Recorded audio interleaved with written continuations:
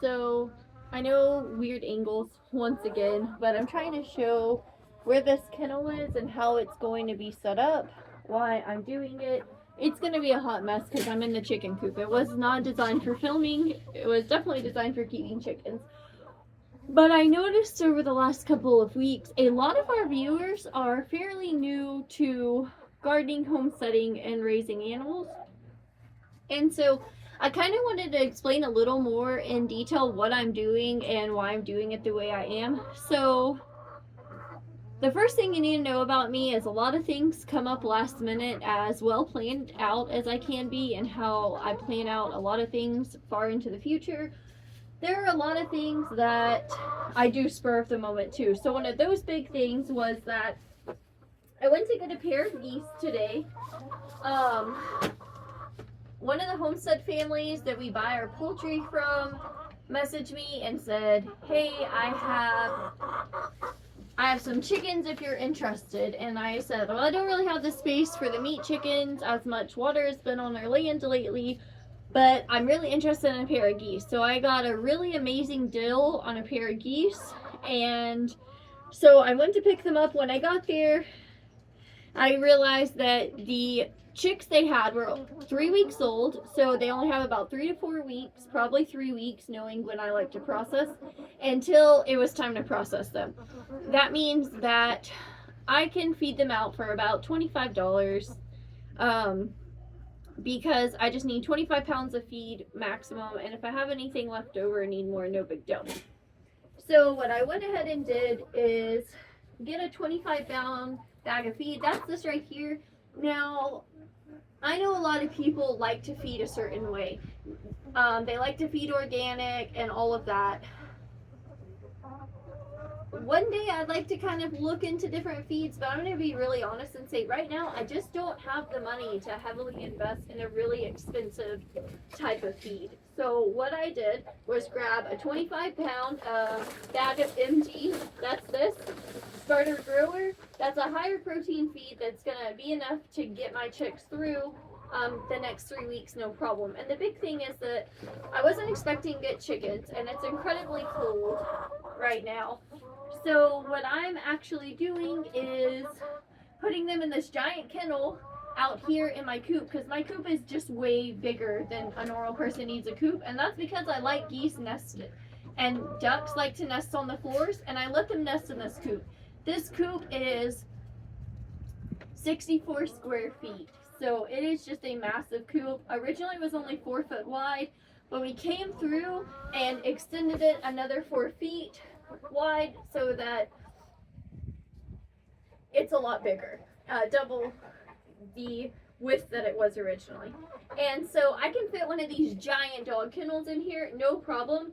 It also means that I'm going to need 2 heat lamps likely to heat up with as cold as it is right now. It is in the low 40s here, and that's fairly cold. It's going to fluctuate from the low 40s back up into the 70s within a few days, because Southeast Texas is just absolutely wild once you get on the bay. I'm south, about 35 minutes south of Houston. And so what I'm going to do is fill this with shavings. Now, here's the thing that you need to know, and a lot of people will definitely argue this to be true. Heat lamps and shavings can cause fires if not done properly. It's probably careless for me to have this the way that it is right now plugged in here. But I also know that it's just going to be for a day or two, and temperatures will rise again, and the chicks will be fine to move around freely. But that's not the case for right now. So right now, we need to protect them the best way possible. Also, because I wanted to go ahead and invest in the future, but I don't generally raise chicks for meat. When I do, it is during the summer months, not the winter. I do it in that sweet spot of spring that's warm enough for me not to run heat lamps, but not too hot that I have to run fans. It's that hot down here. So I got this feeder for them because I will only have to fill it up once. It is technically can be a hanging feeder, so it can hang just like this from the top of the kennel. The problem is that this feeder holds 30 pounds. I'm going to put an entire 25-pound bag of feed in here. And for the kennel, that's just way too heavy. Now, I can easily, there's actually a rafter right here, that is made out of a garden timber, because we made this coop entirely from repurposed materials and materials that we had left over from other projects. So I could absolutely hang it from up here using a bungee cord or rope, anything, if I was keeping this down here like this. But I'm keeping them in the kennel mostly because the geese I got today are already laying, and if you don't know this, laying geese are extremely aggressive. They're pretty calm any other time for us, the breed that we have. However, during this time of year, they are breeding. The hen is laying eggs. The gander is very protective. When you have geese, both parents, both mother and father, which would also be called a goose for a female hen, a gander for a male, or the hen is another term for the female goose. They both raise the babies together. They will both take turns sitting on the nest, and that is why I don't want to mess with them and get them too angry. So the thing is that geese nest on the ground. She'll dig a hole in the dirt and shavings, because under the shavings is the dirt floor. These shavings are probably a good 6-8 inches thick, and she will dig into that and create a nest, and then use the shavings to cover up her nest along with the feathers and the down from her underbelly. Geese have a ton of fluffy feathers right here on their tummies, on their undersides. So since they primarily nest in the colder months of the year, and usually once, no more than twice, but my Ebden geese, they only hatch out eggs once a year. What's going to happen is they're going to nest in the ground. And they need to keep those eggs nice and warm, so they'll cover them up with feathers and shavings and uncover them when she lays an egg and keep them covered until she gets enough eggs that she feels comfortable sitting. My last pair of geese I had, that was 11 or 12 eggs, I can't quite remember. But I do, because I like to document everything on a weekly basis or a monthly basis, and then come back later and compile all those videos into one long edited video, you can actually go back under my raising geese. I think I have a playlist about raising geese, and it'll tell you everything step by step that went through us raising geese, and then it'll show a compilation of a very long video of how we raise those Ebden geese. So because we have a different breed, they're going to probably have different requirements, but I'm not sure yet because I've never had this breed before. However, that's pretty much what's going on. So I don't want them attacking the baby chicks. They can be quite aggressive, and I don't want the baby chicks wandering outside because this coop, it allows for the hens to go back and forth and has big enough space that the adult geese can go in and out so that they can range around the yard. So with all that being said, I'm putting the chicks in here. We have electricity run to the coop, and because of this, I have run an extension cord where that electricity runs in and plugged in these lights. So that's kind of what's happening here. It's a very temporary fix. And also why I'm using heat lamps, when a lot of the times when you see me incubating birds, I will not have heat lamps, because once you hit May here, from May until September, you can pretty much incubate birds and keep them outside without any heat lamps whatsoever, because it's not hot and humid here.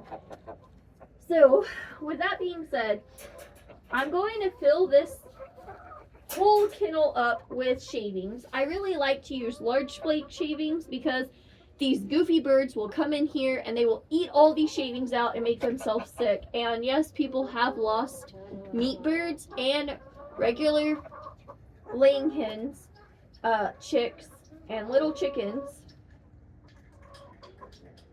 because they eat the shavings. I don't know, it's beyond me, but they do.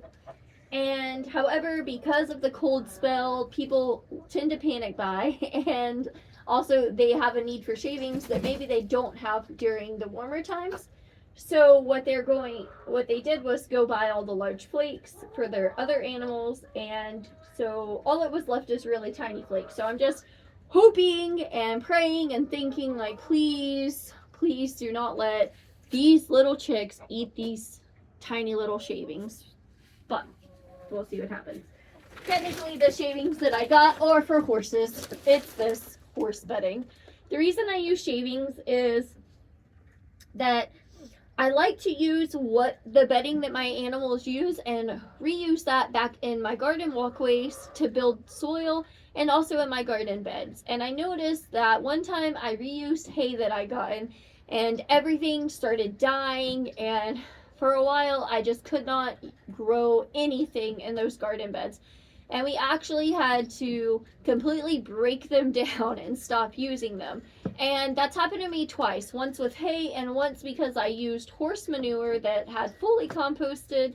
However, because the horses were eating grass that had a high level of pesticides, it went through their entire system. There was still enough in there that it killed off a lot of my more sensitive plants like tomatoes. And that was a hard lesson to learn. I'm not good at growing tomatoes anyways.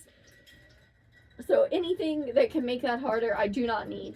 And so I decided that I wanted to be able to, even though I'm going to still purchase mushroom compost, I also wanted to be able to make my own compost and things. So what I'm doing is using all of these flakes so that I don't have to throw this away in the trash. I can take the flakes and add them to the pathways or garden and turn that into compost, which will then build my soil. And it's a really great way to use everything after the chickens have dropped feed, pooped, peed, all the stuff the chickens do all over it.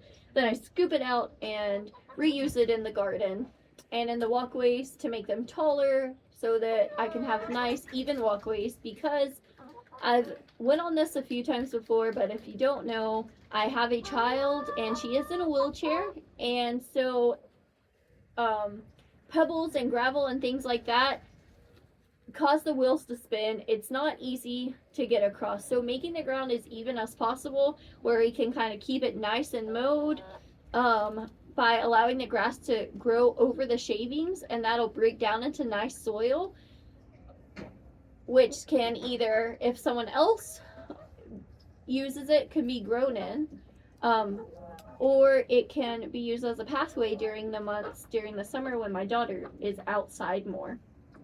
And so that's kind of why I do what I do.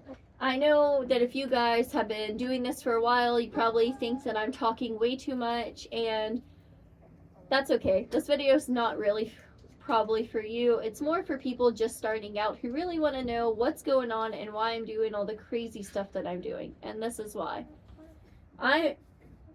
You will definitely hear people say, don't feed that, don't use that bedding. I'm just giving you some of the reasons why, in my experience, that may be the case and why it's not my first choice, but hey, that's what we're doing. Now I'm just going to add this bag in there, and unfortunately this stinking stuff is more like sawdust than anything. And because I don't want them 100% on this, I'm also going to probably put some large flake from the ground on top. Now, in my nesting boxes, sometimes I use dried grass from my garden area in them. The reason I don't like dried grass from my own garden for baby chicks is that their little feet get stuck into it, and it can cause some serious issues. If a chick trips or falls, especially meat birds, they tend to huddle up for warmth and for comfort. And when they do that, they get squished, and it's yucky business. So we don't want any of them to trip and get injured or slip or anything of that nature. That's just no fun. And truth be told, meat birds, such as the Cornish crosses, the big white ones, they were bred to grow quickly without, they don't much thought for bone strength. So unfortunately, they grow really fast and they can't always support their own weight, which is why I really kind of like the idea of moving more towards the red broilers. But since I am kind of outsourcing my meat chickens to other 4-H families, this is what I'm doing. Most of the time, I actually buy my birds fully grown and ready to process for a discounted price.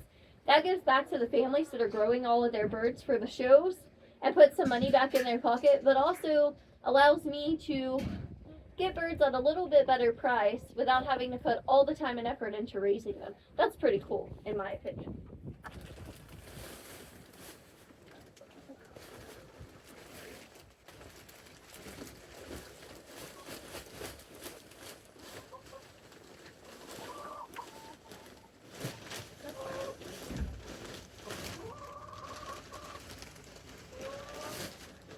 Now, to be honest, how often you're going to have to constantly change this out, that is going to depend on how dirty your birds are.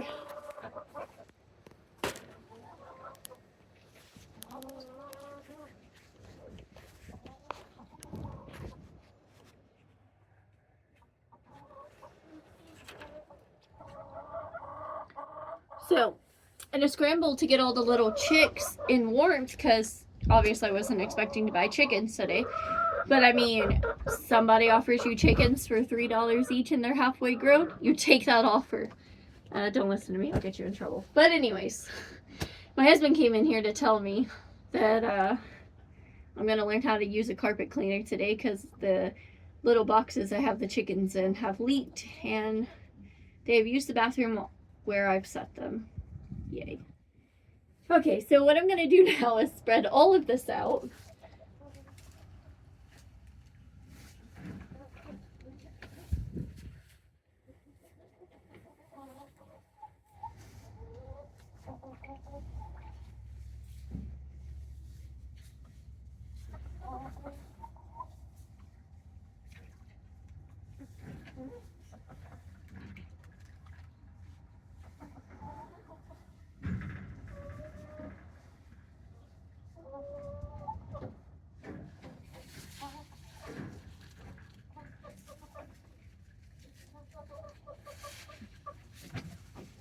I'm sprinkling larger shavings on top of it because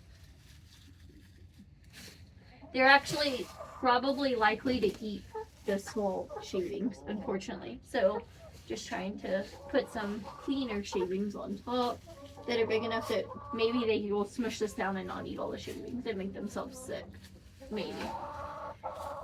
It could be in vain.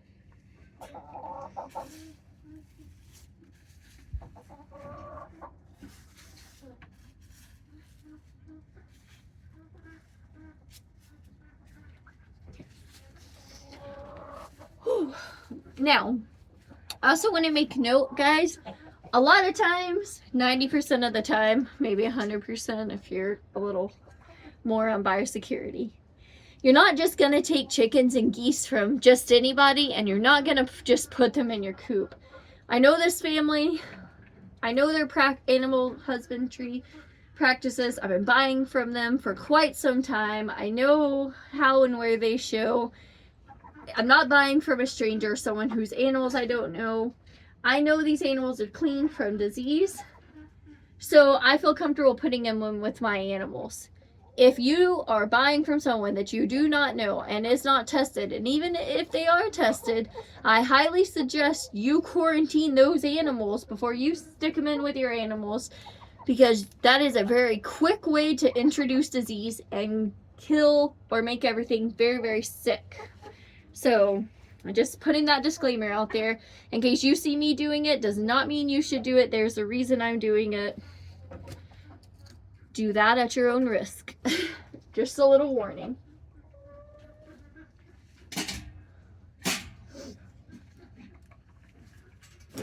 Now I'm going to dump my feed into here. I really love higher capacity feeders for my birds because that means that I'm not out here every single day buying feed and putting it in the container. I don't know why I said buying feed, but I'm not out here putting feed in the container every single day. I will check on them, make sure that their food and waters work once a day, even if I have automatic waterers, because I do not want to risk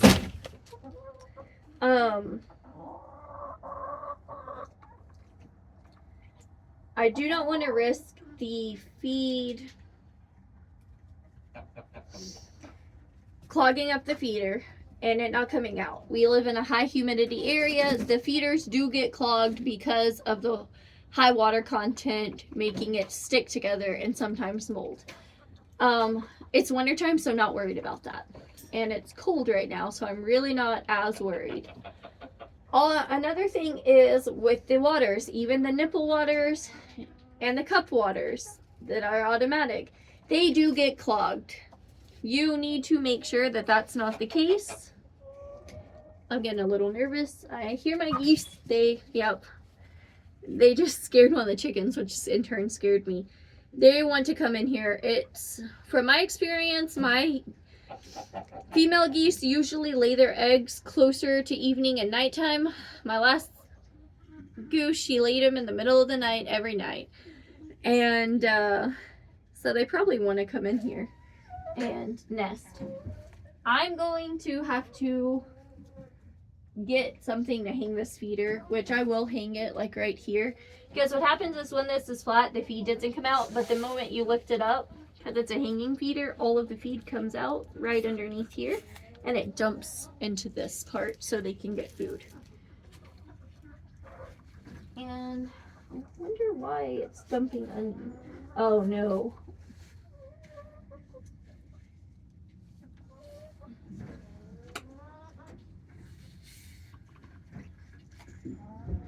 Okay, so these are on different settings. I definitely should have checked that before putting feed in here, because that's going to be an issue. Oh, goodness, I hate when this happens. So here you're going to see me wasting food for a second.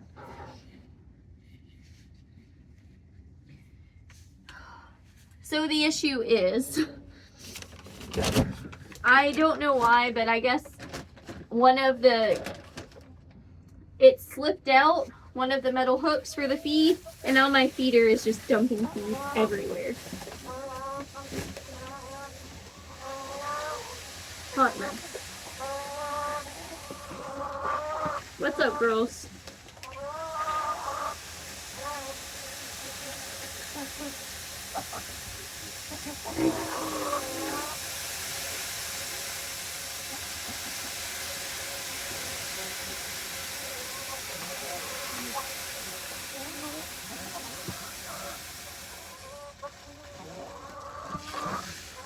Oh my gosh.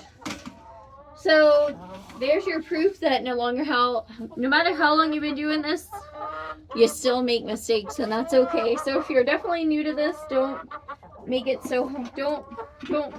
yourself crazy trying to do everything perfectly, because we all make mistakes.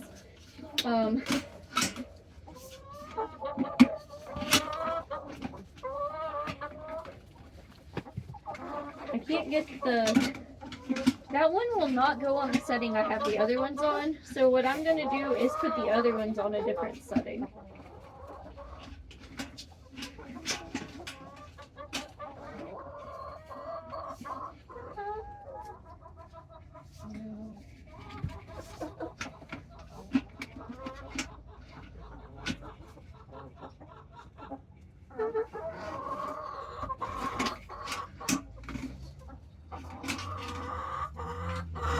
What are you guys so cranky for today?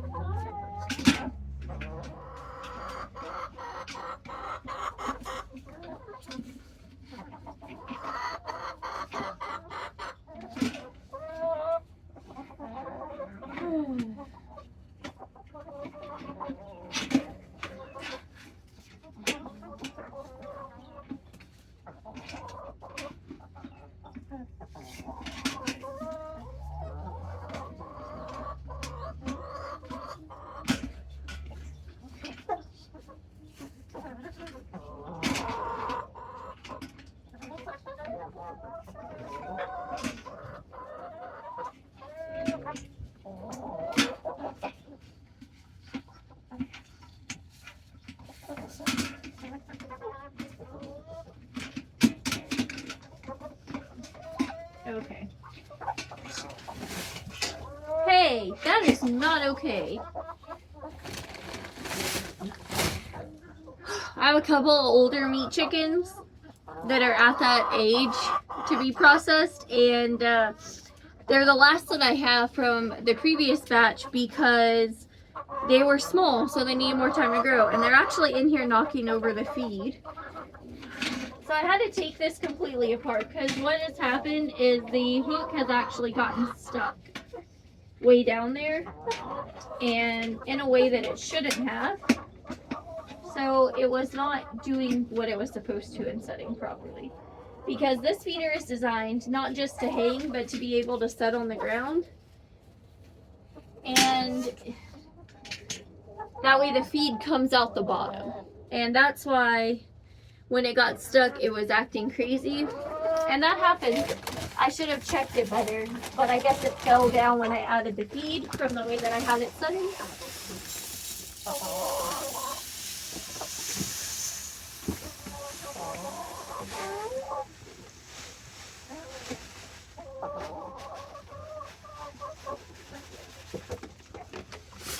Don't let these guys fool you. They have a giant feeder outside. It's in their coop, you'll see it, or in their run, you'll see it. It holds a lot, at least 25 pounds of food, and has a lid on it to keep it out of the weather. Technically, it's a dog feeder, but you know, someone else has food, and of course they need that more than they want their own food, because why not? So pretty cool. The coolest thing about a hanging feeder is while this is sitting down here, I can hang this up. What that does is prevent those little chicks from getting in there and scratching at it and just completely destroying all the feed, getting it all over the ground where they can make a really big mess and waste food. So that's the idea behind a hanging feeder. And it's actually getting pretty warm right here, which is really great because this is the area that the babies are going to be in. I just need to get their water and put it in here, and then yeah, we'll be pretty good there, which is nice. The cool thing about this kennel is it actually has this door right here on the side and has this door right here on this side, and that makes it really great for access because baby chicks love to run to the back of whatever so you can't catch them. If it's a side door, they can't get away. And then right here in this area that you can't see is a huge space where it has a bunch of 5-gallon buckets and part of a 55-gallon drum that I've turned into nesting boxes. And so I actually still have several feet of space. I can reach down, grab my eggs, and look at that. It does not interfere with the kennel, which is awesome.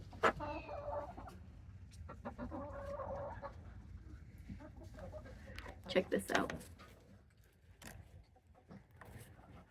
They're all coming to say hi. And this gives you a good idea, right? Because right where this bag is where the nesting, it's sitting on top of the nesting boxes. So I have all this space to reach over, all this space in between the kennel and the nest box. Look, that's a lot of space. So like I said, I have a way bigger coop than most people need.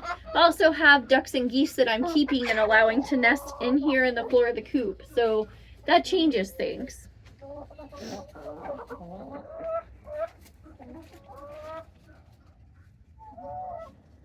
Y'all having fun? Clean up all the feed I spilt? They are. Okay, so now I'm going to go get that water and fill it up and put it in here. Bring out the babies and kind of show them off. So it just dawned on me after I walked out that I need to explain this water.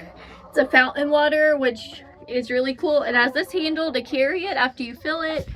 The water comes out in this area.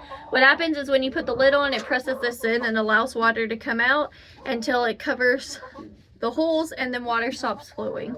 So this is the top, and you just put that on, and it does have a little hook down here where you can lock it in. It has a slit in the side and it'll lock in place. And then that's it. So this is a pretty cool water. It's galvanized, so you don't have to really worry about it rusting. It takes a long time for that to happen, or it has to be severely damaged or scratched. So that's pretty cool. I have a couple of them, but I'm not a huge fan of the clear waters. And the reason for that is that in Texas, the minute that heat rises, algae just blooms everywhere that there is water. And in order to prevent that, you have to have darker waters and containers like the blue 55-gallon food grade drums that we use for our large waters. Well, that's not so great for chicks because then I can't just come out here and look and see how much water they have left. if the container is dark or it doesn't have a lid that can be removed. This way I can see what they're drinking and I don't have to worry about tons of algae blooms, and it's much easier to get my hand in there to clean it out if something like that does occur. So that's something to definitely consider. All right, girls, watch out.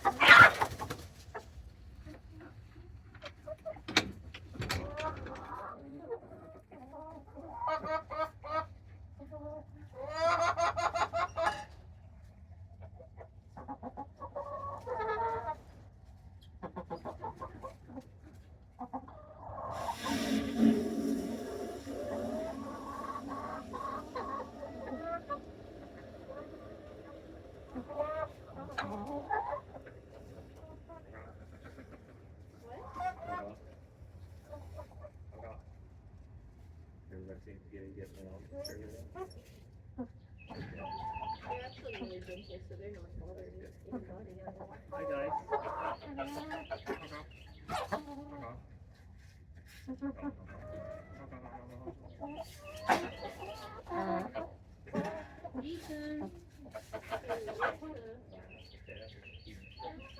You wanna fight me? Or you're not gonna hiss at me? You don't wanna hiss at me?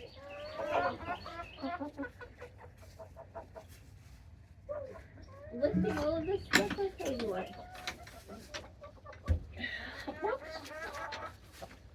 Hey, watch out, guys.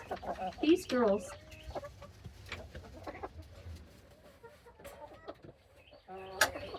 Oh my goodness. Crazy chicken.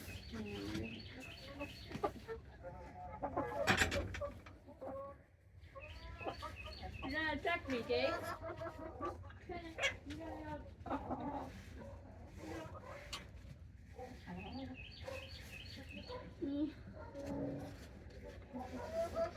Hey, I have the perfect imitation of a geese, a goose. If it was able to talk English. Hey, son. What? Can you please get me a brick? A brick? A flat brick? Do we have one?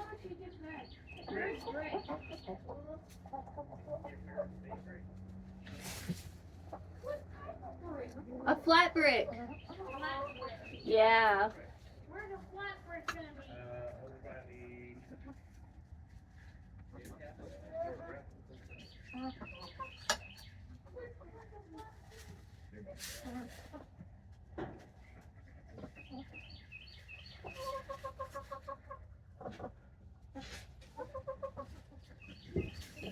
Don't worry about it, I'll do it later.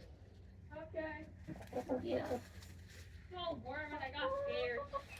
Okay.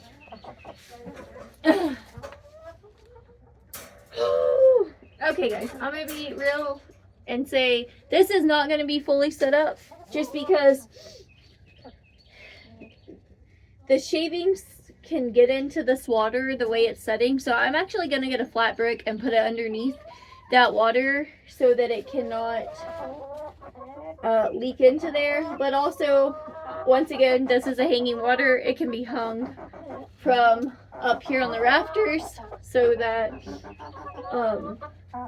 the chicks don't get water everywhere and get shavings in their water, because they will, and you'll have to clean it out every hour. It'll make you crazy. But once again, I have to get this stuff to rig this up, and I can't hang it to this kennel because it'll just pull the kennel apart between 25-30 pounds of feed plus 3 gallons of water. Gallon of water weighs roughly like, what, 8 1/4 pounds, something like that. I'm not really sure. A gallon of milk weighs over 8 pounds, I think. So, yeah, that's a lot of weight. So now I'm just get the baby birds and we will be good to go. So that's pretty easy, right?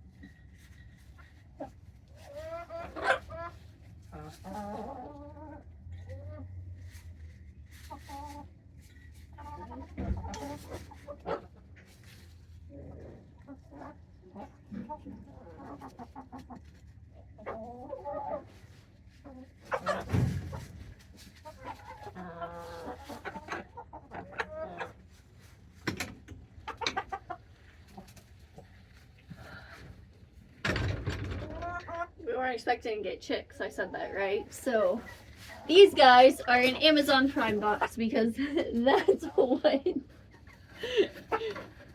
what they have on here. There's only a couple of them in each box. This one has 3 birds. Hey, baby.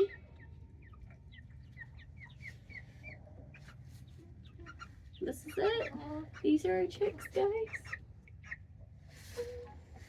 So this is a 3-week-old meat bird.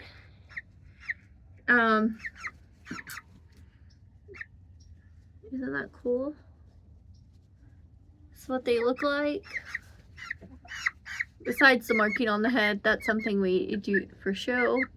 We didn't do that. They came like this. But this is it. So this is what a 3-week-old Cornish Cross looks like. They are, no antibiotics are used on these. What happens is that they are, through a lot of research and breeding programs, they have bred birds that when combined genetically, when they breed together, produce these really large chicks.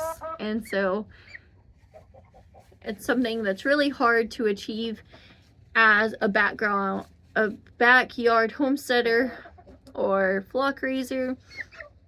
However, you know, when you have large breeding programs, can dedicate the time and space to do that, you're able to do that. So that's how these guys came along. There's a lot more into it. I'm oversimplifying it, but there you go.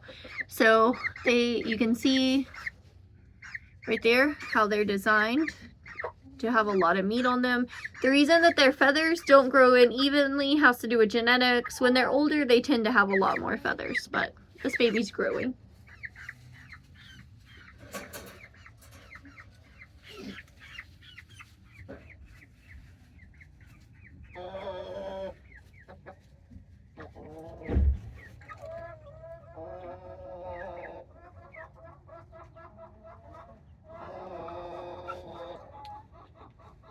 I know you're hot, huh? This guy is actually panting a lot. She's really overheated. We're gonna get this baby in there and let it get some water. Here you go, baby. Get yourself some water.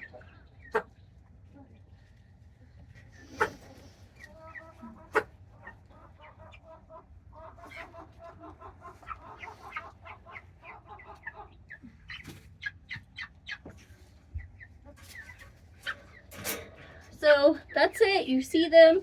This is 3 of them. I have 10, so 7 more divided amongst 2 more boxes. Those boxes are a little bit larger.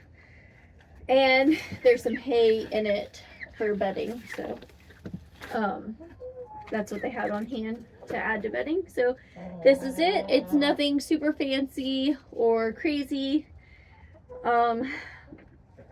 We haven't had an issue with snakes in the coop. You would do it a little bit different if you had. But also remember, we have predator wire, geese, chickens in here. I have seen snakes in my yard before, for sure.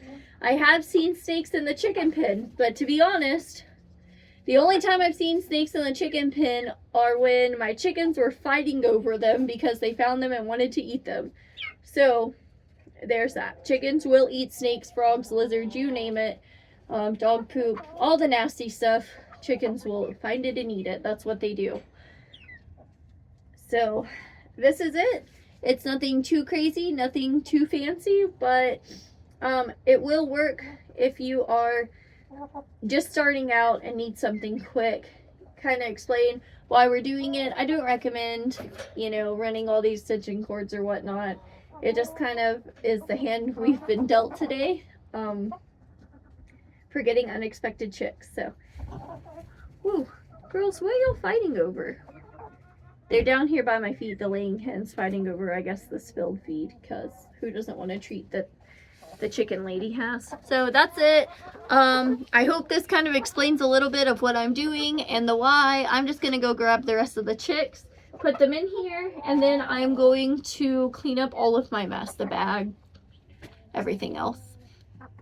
So if you're putting bedding into your chicken thing, I definitely recommend larger flakes. Personally, you'll find out over time what works for you. And also, I would recommend changing them at least once a week, but once again, it's just going to depend on how dirty it gets.